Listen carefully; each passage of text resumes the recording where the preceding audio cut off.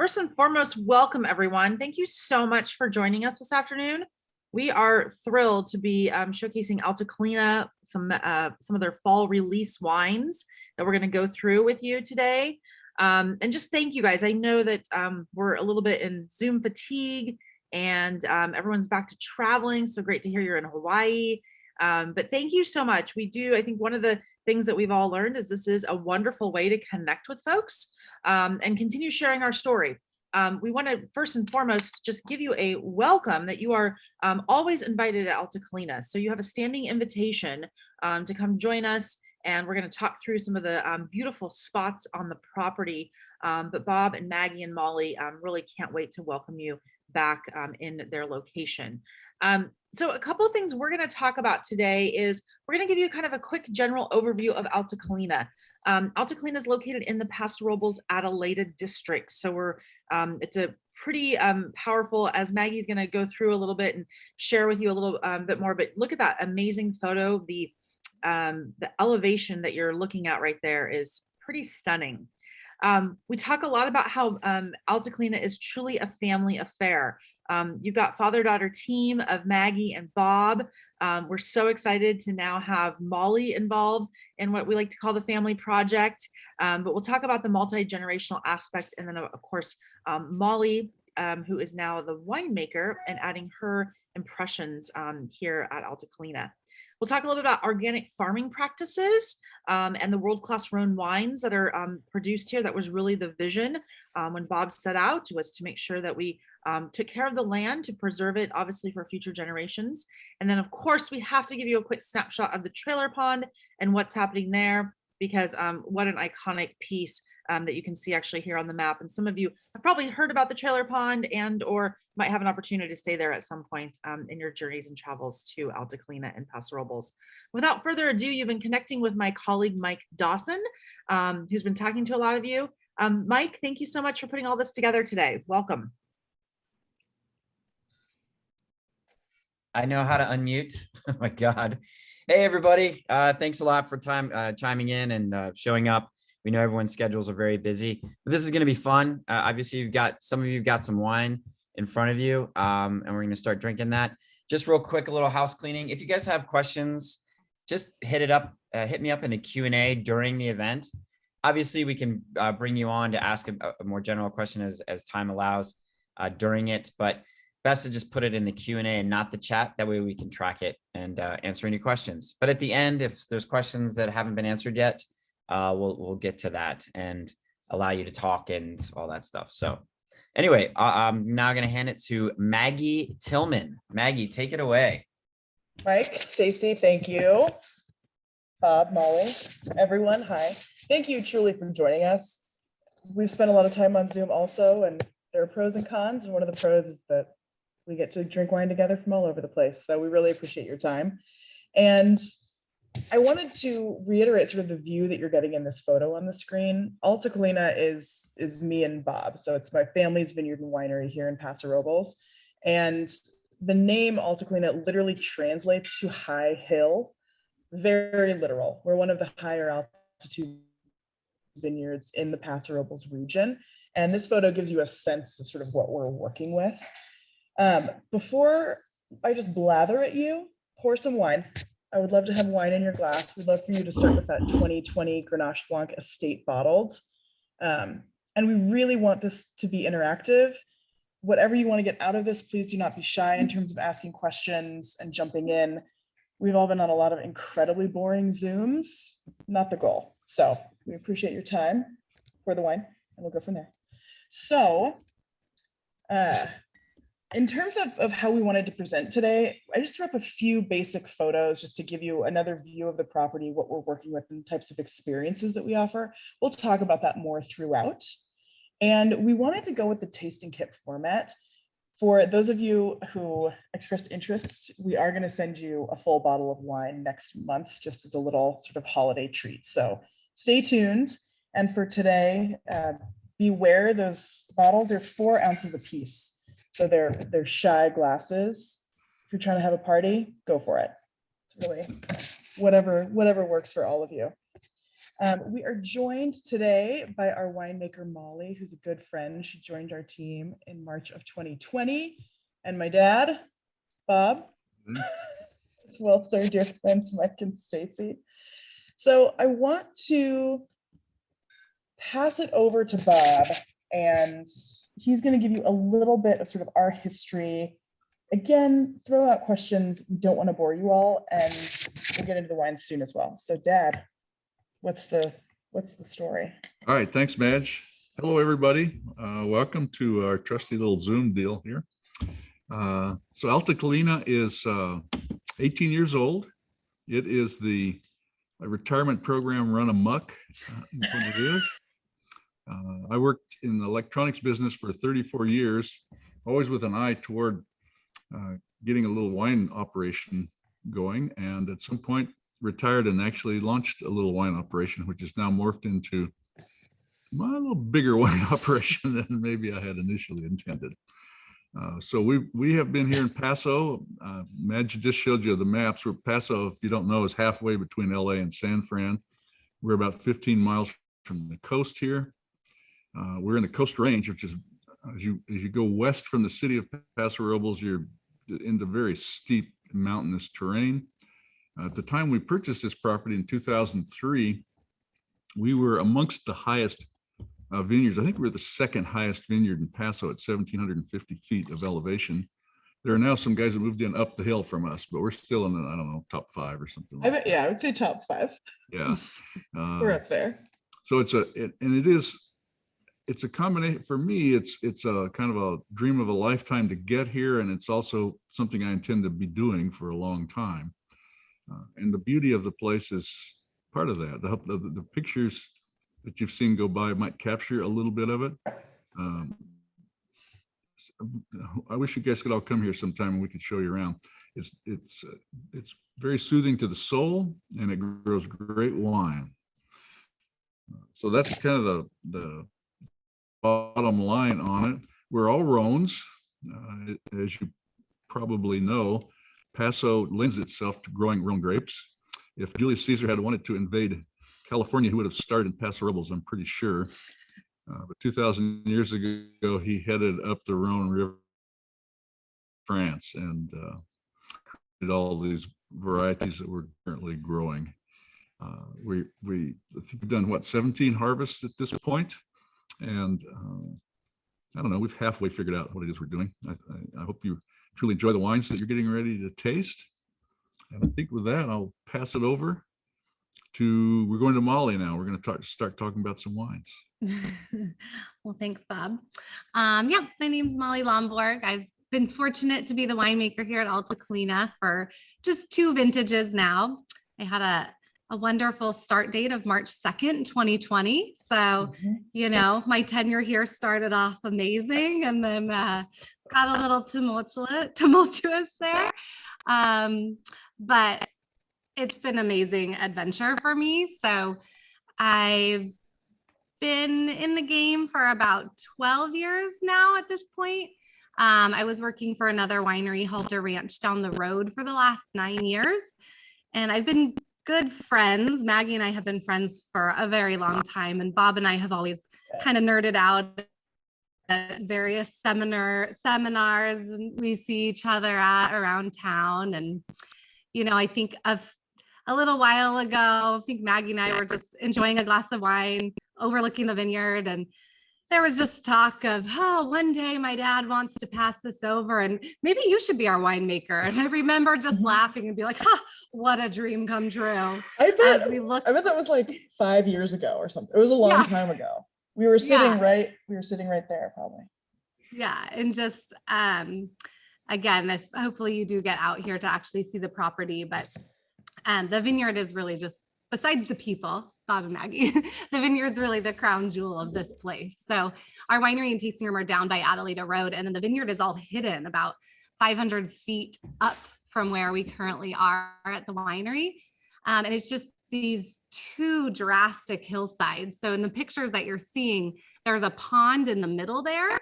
And they kind of look flat from the pictures, but those are really steep hillsides that come together at the pond.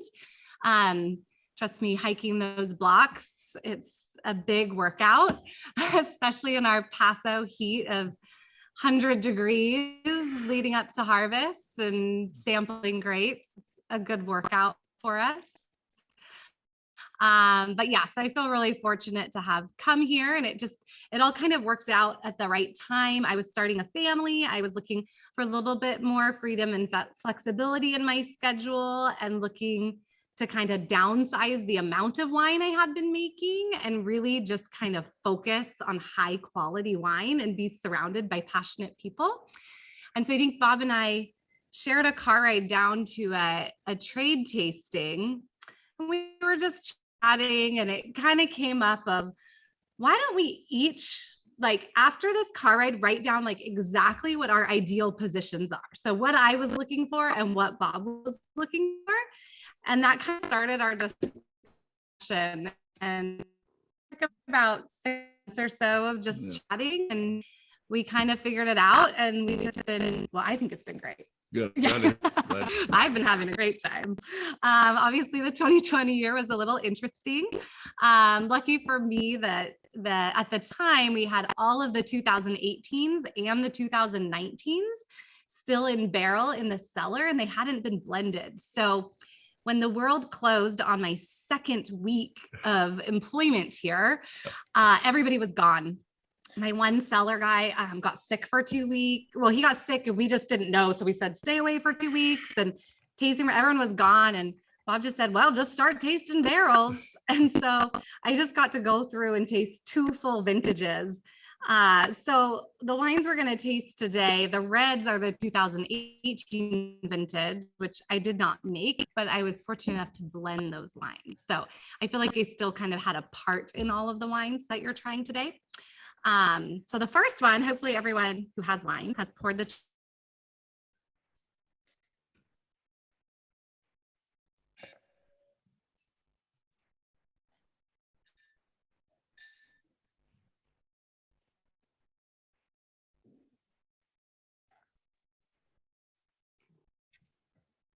You guys there?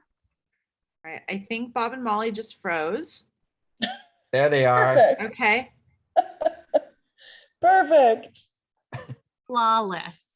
You're there. I was like, wow, Maggie's screen sharing changed. And all of a sudden we got kicked off. So sorry about that. But so our 4 core whites is the Grenache Blanc, Marsanne, Roussanne, and Viognier. The latter 3 are all barrel aged for about 16 months prior to bottling, but our Grenache Blanc is a quicker one. So it's in barrel or tank for just about 4 months before bottling. So what you're trying right now, hopefully, is a 50-50 blend of tank fermented Grenache Blanc and barrel fermented Grenache Blanc. So that tank fermented kind of comes from the style of wine that Bob was used to making. And I love making like old barrels, like neutral white barrel ferment Grenache Blanc, and getting some lees inclusion in there to help build weight. So it kind of is this nice harmonious balance between the two. Yeah, the barrels seem to impart a little more pizzazz in the aromas of this wine. Just a super delicious combination of fruits. Yeah, and Grenache Blanc's one of the white Rhone varietals that just grows amazing here. In Paso, it's really hot. So we tend to try and find whites that retain their acidity, because it's really easy in the hot temperature for the acid to go away. But the Grenache Blanc always does that beautifully, while also kind of maintaining the ripe pear, honeydew melon, kind of that juicy fruit gum, but having really nice fresh acid and some good body and weight to it. This is a wine should that also we typically mention- release. Oh, go ahead, Dad. I was just going to say the grapes are organically farmed. I don't know that if I mentioned that in the previous comments I made, but Maggie lives on this particular mountain amongst these grapes, and it seemed like a wise idea not to be spraying a bunch of stuff. So we've been organically farming this for many, many years now, and I do believe it. Appreciate it, Dad. Yeah. Yep. Just looking out for you. Don't worry. I do appreciate not being secretly poisoned in the night. So that the wines themselves are not organic in the sense that we haven't gone through the certification process, but the grapes have received that wonderful treatment up top. Yeah, it's a philosophy and not so much a marketing tool here. It's kind of one of the ways I see Yeah, it. yeah.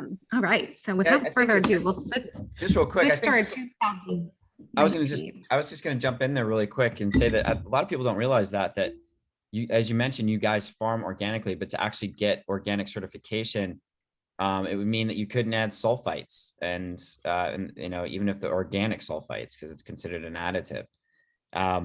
And the certification process is so expensive. So, yeah. Yeah, it is prohibitive in that way. And, you know, for an operation like us, the biggest we'll ever be is really, really small. So right now we're at about 3,000 total cases. And that's with us selling about a quarter of the fruit that we grow off of Alta Colina Vineyard. So the biggest we'd be maybe 5,000 cases. So it's a hand sell. So we have the luxury of explaining this to you, of explaining it to our members and our guests who join us at the winery. And so we look at it as, you know, why would we sort of spend resources on messaging that we get to deliver in another way anyway, and we can just do it the right way because we can. So that organic piece has become really core to our approach. And Dad, I do appreciate that you don't poison me in the night. Thank you. You're very welcome. Very nice. I need somebody to sell all this wine, Maggie. I know. So from the 2020 Grenache Blanc, should we jump into 2019 Claudia Cuvee? Yeah. Which, Bob, I bet you could tell us how this wine got its name. Well, I can definitely tell you how this wine got its name. This wine is named for Claudia Tillman, my mother, actually. So for many years, and particularly as she aged, there was sort of a tradition of toward the end of the day, in the working days, sort of 5:30 or so, but after retirement, more like 4 o'clock was the kickback hour, as she described it. She'd say, "Bobby, we need to kick back." And that would mean out would come a bottle of wine. And so our very first year that we made a white wine, which I knew she preferred, it was dubbed Claudia Cuvee. And to her very last days, she always had a full refrigerator of Claudia. Yeah. Yeah, Grandma was a brown liquor and white wine drinker. So she definitely had dibs on this first white wine. And Gabe, just to address your question before we jump into the details of the Marsanne, you'll notice Claudia Cuvee is also only about 125 cases. Most of it does go to members. And I would guess half of it goes to members. Our membership skews heavy on the reds. So we do have some play in terms of these whites, even with the small case production. All right. Yeah. Marsanne. Yeah. But overall, too, for the whole winery, we are 95% direct. So there is a tiny amount of our wine that is sold locally through J&L, local distribution company. But for the most part, everything is coming from our club or tasting room. So, and we have a few like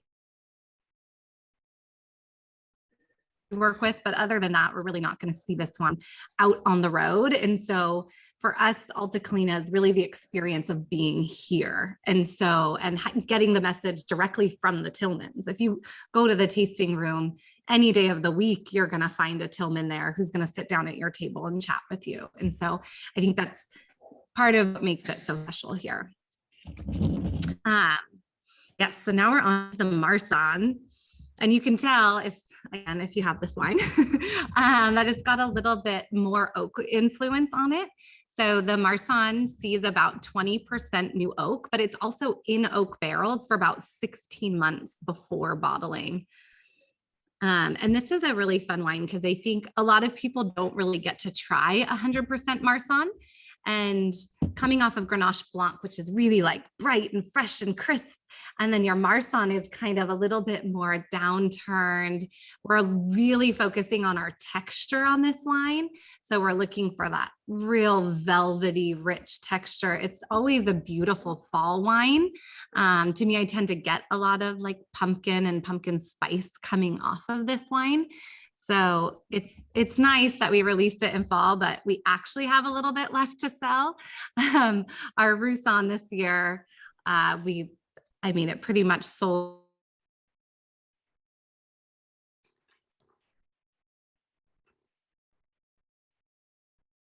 this one home.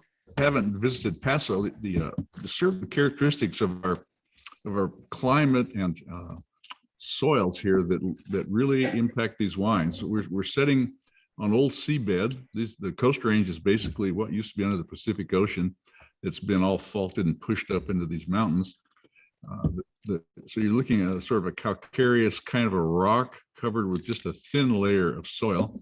And the net effect of that, coupled with the fact that the Pacific Ocean setting 15 miles over there is at 56 degrees or whatever it is, we get these really cold nights to complement the warmer days that we've mentioned. Both the cool nights and that soil convince the grape to hang on to its acid. So even this Marsanne, as rich and textured as the wine is, still has wonderful natural acid. If you toward the back of your palate, you can really sense that kind of juicy hit from the acid. Go ahead. I was just gonna say, and the acid is what we need to cut through fat when we're pairing a wine with foods. So we get the texture of like a big fat, rich, creamy wine, but with that acid in there, you can actually pair it with fattier foods, which makes it really nice. Yeah. And speaking about our proximity to the Pacific Ocean, our diurnal temperature swings here are 30 to 50 degrees year round. So people don't really realize that. We have our intern this year is from Oregon, and she's like, oh yeah, how cold is it really gonna get there? And we're like, oh no, like, you know, in the summertime, yeah, we're 100, but we're still dropping down in the 50s at night. And then you come to wintertime and we might be 60 or 70 in the day, but we're dropping down to the 20s and 30s at night. So we get these amazing shifts, and that really allows the vine to go to sleep. And so they are not continuing to lose their acid overnight, which really helps us. Yeah.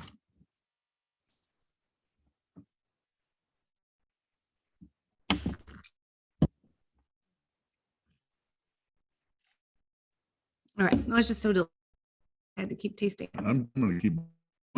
Delicious. Have is our 2018 GSM. So as our super fanciful name states on this is a Grenache Syrah blend. Yeah, we're open for naming suggestions on this wine. I think the Tillmans are going to have to. So, your names so far, family names. Well, a lot of them are. It's true. Oh, come on up. Perfect. Consolidating because the Wi-Fi is being sketchy.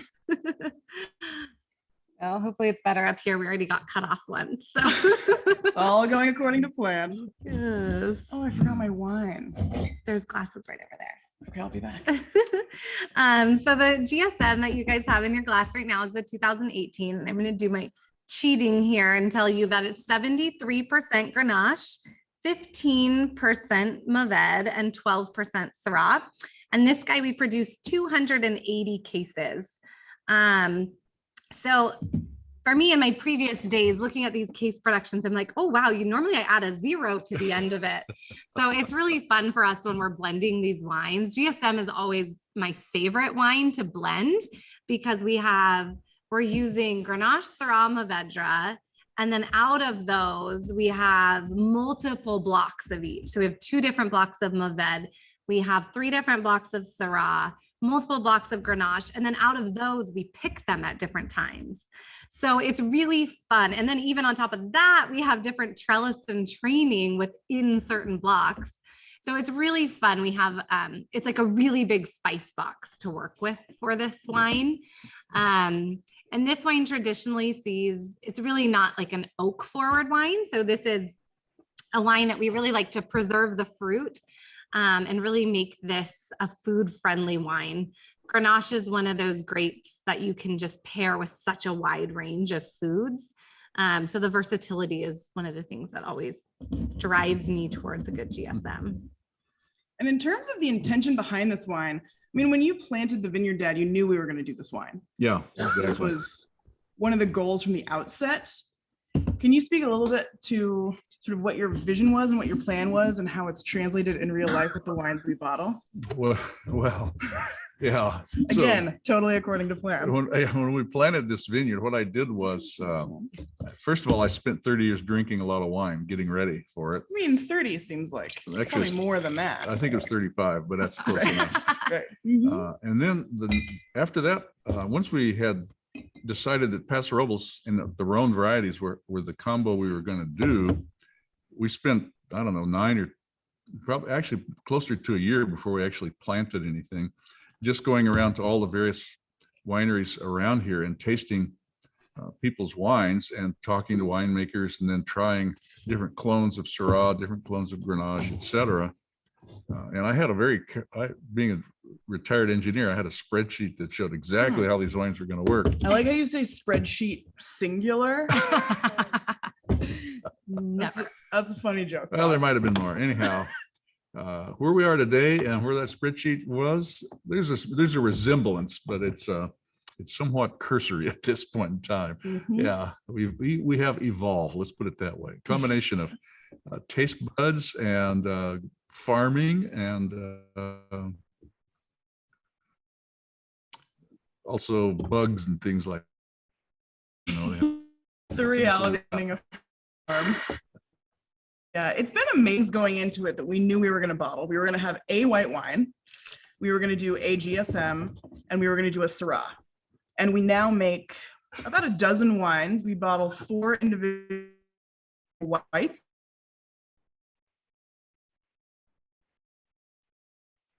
We have a wine called Sun Worshipper, which is a more vet-driven wine. And the Sun Worshipper, Rusal, those are perfect examples of basically us learning what vineyard is good at and saying, these barrels have been amazing for 5 years, and then suddenly thinking, maybe we should bottle this.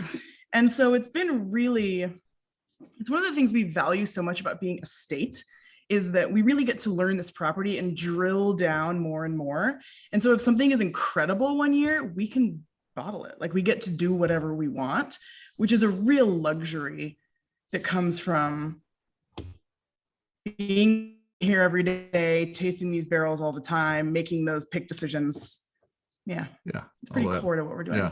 Yeah, this just is delicious. Yeah. What I about know. this GSM? What do you think? I think I like it Yeah. a lot. I think I'm sad that it sold out. I know. It just sold out. So Mm. This was about a week ago. We literally packed your tasting Yeah. kits, You guys got kind of the tail end of this and one. we had about a half a pallet left. And now we don't. Now we have half a bottle. But it sure tastes great. fighting over who's going to take this home. Yeah, exactly. And if you have any questions that come up in the chat, feel free. We are happy to talk about truly anything. Gabe could not agree more. As a category, Rhones, I feel like so much of what American consumers have been trained is, first of all, not by region, it's by variety. And Rhones are certainly not leading the charge. The Syrah section is a lot smaller than the Cab section. And it's another thing that I think is a real gift about us doing this in Paso Robles. As a region, we've been indoctrinating our visitors for a long time because so many of us focus on Rhones and they really do so well here. So I think we're a little bit insulated from that. But let's wear them down as a team.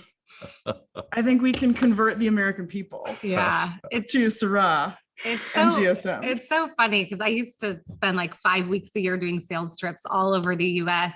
And it was like whenever you were pouring the wine and you're in front of the chef or the sommelier, everybody always gravitates to that GSM because these are foodies, people that just love food in its entirety. And they're always looking for wines that are not just a standalone wine. They don't necessarily want the wine that is a full meal all on its own. They want the wine that's going to go with a wide range of things, or a lot of them want to put something on their menu where if somebody bellies up to the bar and has a really nice hearty salad all the way up to quail, that they can have a wine that they can present to them.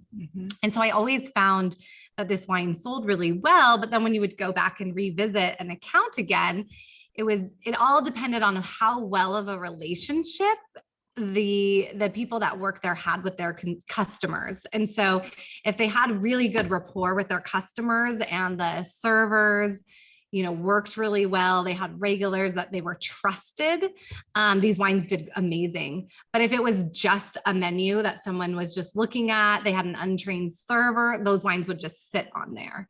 And so it's, you know, I think it's something that we all need to work on together. We're trying from our front door here to educate as many people on the amazing characteristics of Rhone wines.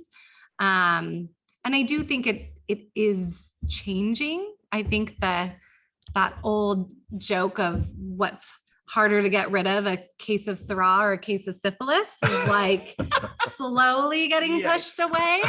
Yikes. Yeah, I feel like when I started working in the market 10 years ago, that was like a big thing. Everyone would bring that up. And now it's like people are way more open to it. You know, the top 10 wines, when you look at Wine Inspector's 100 wines of the year, almost every year there's a Rhone in there now. And often from Paso, which is incredible to see. Yeah. Yeah. So there was a question in the chat that I would like to point to you, Molly, in terms of, do you feel like one of the varieties is really driving the aromatics on this wine more than the others? Yeah, I do think the Grenache is. So Grenache is always, for me, this has some like once used oak on it as well. So you can tell there is a little bit of oak influence coming through, but to me, we're getting a lot of that fruit characteristic. A lot like strawberry, dried strawberry, dried cherry, dried cranberry. And a lot of times I just get like that potpourri bowl. So it's like you get a little bit of like a spiced wood or a cinnamon stick. And then there's a little bit of like a sweet fruitiness to it.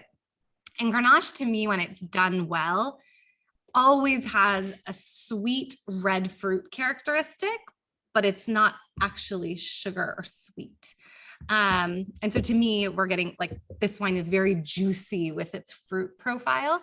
So I'm getting a lot of that coming from the Grenache. I think the Mourvedre Grenache has color and high tannins. Our Mourvedre has decent color and almost no tannins. And our Syrah has a lot of color and a lot of tannins. So the Syrah kind of acts as like the backbone of this wine, just to kind of bring the profile up a little bit. Mourvedre is really known as kind of a funkier, earthy wine. So you get a lot of like wet clay. You do get some dried fruit characteristics, but generally speaking, we're looking for kind of more of those earthy characteristics to kind of be another spice in the mix to kind of balance our red fruit characteristics with the Grenache. So yeah, I think the Grenache is our dominant kind of nose and flavor, but I think everything else kind of adds to the spice box.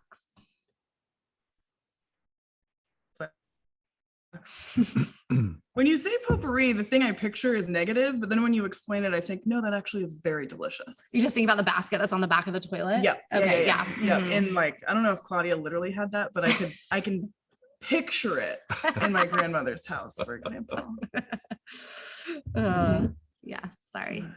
So the other thing it's probably obvious if you looked at the label, but this wine has been in the bottle for a little over a year at this point. And it was blended and set in barrel for, I don't know, 6 months probably before it was bottled. Yeah, I mean, it spent about a total of 22 months in barrel. Yeah. Yeah. So and then another 9 months prior to release. Yeah. So it's pretty much ready to go right now. It really tastes great.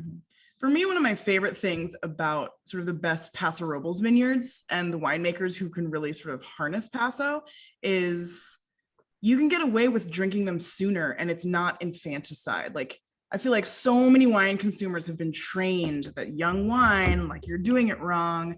And that is just not necessarily true. And it's one of the reasons why we really try to give people a little bit of a head start so that if they decide I'm opening this tomorrow night with dinner, we'll feel great about that.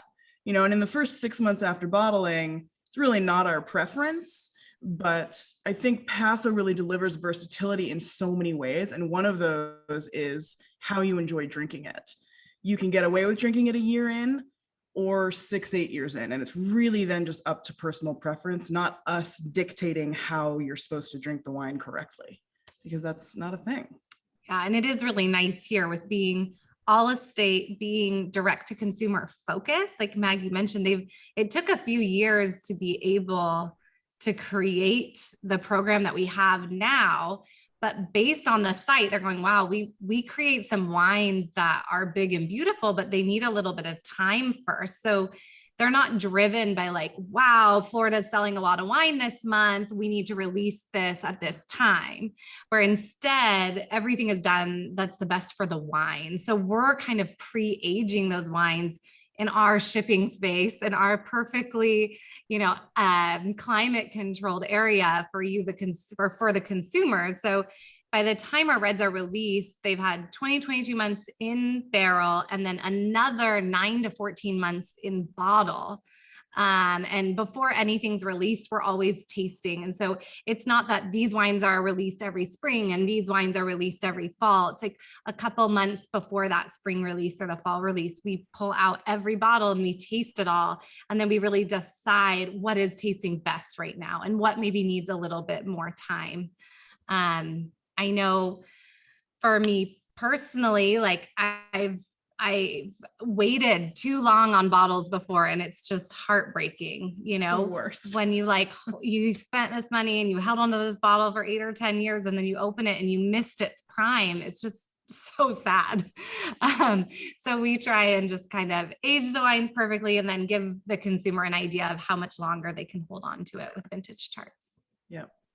I'm sure that we have club members who they ask me this question and they hate my answer because it is a non-answer, because it depends on what you like, right? You're not doing it wrong if you drink it. Well, if you went to viticulture or enology school, the amount that we paid for that and then heard it depends as an answer from your professor. It's agriculture and growing and but wine, there is so much, it depends. That is genuinely, I'm in a graduate program right now, and every professor clearly thinks they're the only one that has that line. The first day of class, someone asks them a question and they say, well, haha, you're going to get the it depends answer anyway.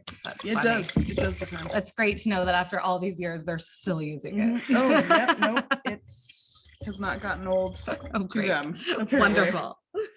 So Molly just poured us a little bit of the 2018 Old 900 Syrah. So if you guys are in a spot to pour that in your glass, please do.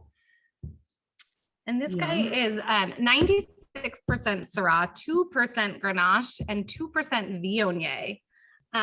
So the Viognier and Syrah is a really fun combination, kind of goes back to Côte Rôtie. This wine was interesting though, because we do co-ferment quite a bit of Viognier and Syrah. However, this was blended after the fact. So when we were tasting through all the wines and then we did our blends, I was like, gosh, these wines are good. We have the back one we want, but they were just like a little jagged and rough for me. And Bob said, well, why don't you try blending in some Viognier? And I'm like, no, Bob, we co-ferment with Viognier. We don't blend with it. And so then I just was like, all right. So we played around with like 1, 2, 3%. And that 2% was just this it lushed out the palate. And it was just exactly what this wine needed. So yeah, it was kind of a fun little experiment for this wine. In my non-winemaking brain, the picture that I have in my head when it comes to Viognier, because I always thought 2%, like this is a joke, why are we doing this? And what I always picture is like a beach ball, like an inflatable beach ball, but like roll with me. If it's not all the way inflated, you can't do anything with it. It's just, you'll like hit it and it just flops and it's sad. And I always felt like the vintages when we either co-fermented or blended a little Viognier, it was that final sort of puff of air that just got it all the way so you could see the whole thing. It was in its fullest form. I like it. It's a stretch. Good marketing's there, by golly. Thank you, sir. That's why we make wine and she does sales marketing. But it makes no. No, it does. It does. It I love actually works. analogies. Yeah. I'm just not as good at coming up with them. That one's It's not my strongest, but it does make sense to me. Bob, do you want to tell us about the name of this wine? Yeah. So this, we talked about Claudia Cuvee being named after my mom. This one is indirectly named for my dad, actually. During World War II, he served in the Army Air Corps in the Pacific Theater, and he flew as a crew member on a B-29, which is a big bomber. And at some point, very late in life, he finally talked a little bit about what the heck he did during the war, and he had a negative of this bomber, and Like a photograph negative. yeah, a black and white negative, which after about 20 hours of Photoshop work makes a pretty nice print that hangs in our tasting Yeah, room. Bob literally learned Photoshop to restore this slide. Yeah, anyhow, there's the old 900 is the name of that airplane, so thus the name of the wine. Yeah. And when it comes to naming the wines, the themes, they're either vineyard references or they're family references, or we come up with nothing like GSM or Grenache Blanc. But usually it's sort of a workshop. There's an idea, but we throw it around. And Old 900 was one where Bob just did it. We ordered the labels and it had a name, and There you it go. has stuck. And it at this point corresponds to a specific hillside on the vineyard. So the vision, again, going back to, we planned on one white, we planned on a GSM, we planned on one Syrah.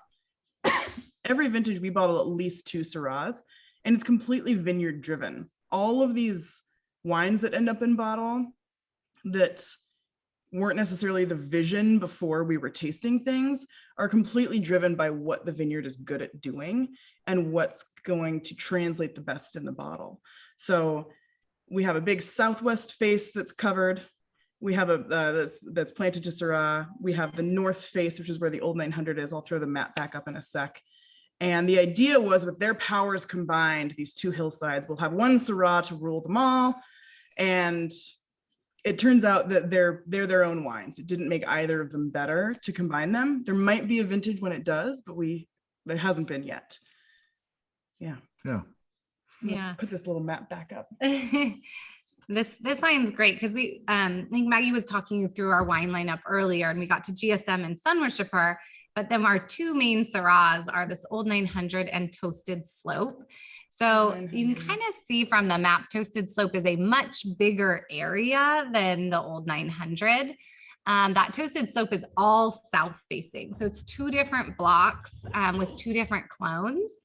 But the Old 900 is really steep and it's pure north facing. So us being in the Northern Hemisphere, normally we're planting on southern facing hillsides. That way it has more sun exposure all day. However, we get a lot of blazing sun here in Paso.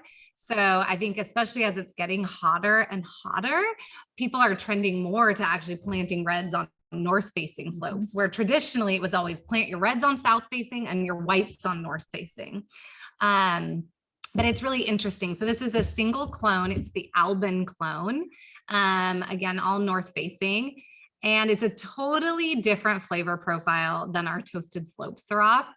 So I think of like our Toasted Slope as this like feminine, voluptuous woman with blackberry cobbler and liqueur, just like really pleasing and very approachable. And the Old 900 has a bit more masculinity and earthiness and savory characteristics to it, which I just love in Syrah.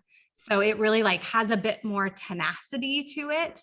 But it's just a gorgeous wine. So this one's really fun. Mm-hmm. Sadly, it's also sold out right now. Oh no, again, not the plan. So you can see the color. These babies get nice and dark. Yeah. Our vineyard is good at that. Yeah. Yeah, we have a little bit of Petite Syrah planted on the property. And the idea, again, intention versus what's actually happening. The idea behind planting Petite was an ace up the sleeve in case we need color for one of these wines. Not a problem. Yeah. Petite Syrah is actually its own wine. We bottle it by itself. We virtually never blend it, and we don't need to. Yeah, and I was surprised. Like I said, I've been making wine in the Adelaida district for a decade. And the majority of my time was spent 10 minutes down the road. And I've worked with this clone. Our highest elevation I had worked with before was 1,750 feet, but most of ours was a little bit lower, some slightly different soils. But coming here, like the intensity of our hillsides really shows in our fruit. So I've had to adjust my winemaking protocols quite a bit just because we have a lot of color, but we also have a lot of tannins. So we're high up, meaning we are a little closer to the sun, but our soils are also thinner. And so with all of that, the roots don't have quite as much room to grow. We're creating smaller berries, which means we have more skin to juice ratio, which means we have a lot of intensity in our fruit. So it's really, really fun to play with, and it presents kind of different challenges in the cellar of how much we can actually move them to kind of extract what the vineyard has to give, and then balancing it all out to still make a really soft, approachable wine. Mhm. So I think that the four wines that you've had in your glass give you a good cross section of what Alta Colina can deliver. We've had that sort of fresh, crisp, delightful Grenache Blanc, and we've had the more serious, heavier Marsanne, and then the reds. We tend to have these delightful blends. Today we showed you the GSM, the Grenache driven blend. And then the big boys are the Syrah and our Petite Syrah. So Mhm. you've had a chance to kind of dip your toe in the four quadrants of what we grow up there. And then the other fun thing, which has been great for me, that I love doing, is that we also have a lot of really fun little projects that we do. So we make a carbonic Grenache, so 100% carbonic fermentation, and it creates, so we pretty much put whole clusters in a tank or vessel and seal it up. And we just let it ferment on its own. No yeast added. We don't add yeast to any of our red ferments here. Everything's native. But we just let that wine sit whole cluster for a month in a environment that has no oxygen in it. And then we come back and press it, and it turns into a chillable red that is just delicious.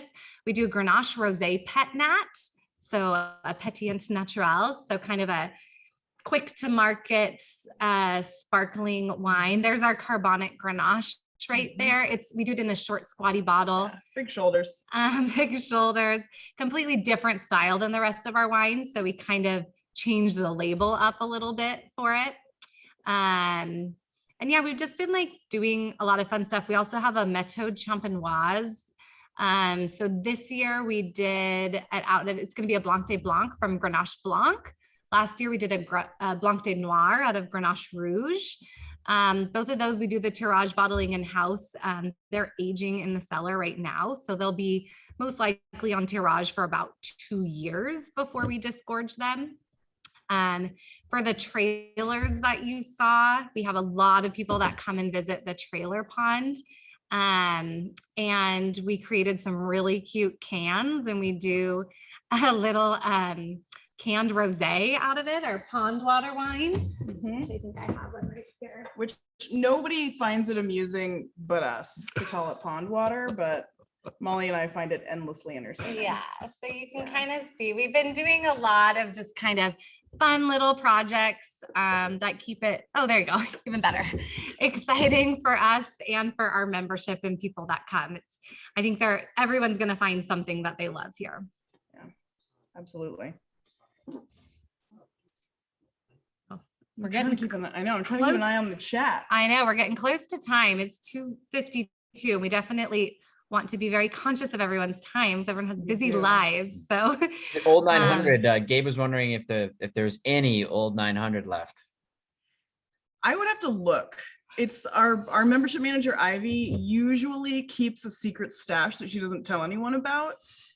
So I'm happy to check. And the 2019 will release next year at some point, but I'm happy to take a look. I'm sure we can scrounge a bottle or two. Yeah, we can yoink one from somewhere. Bob always says that, and then he just goes to the library palette and takes it from there. So Exactly. he's the one to ask.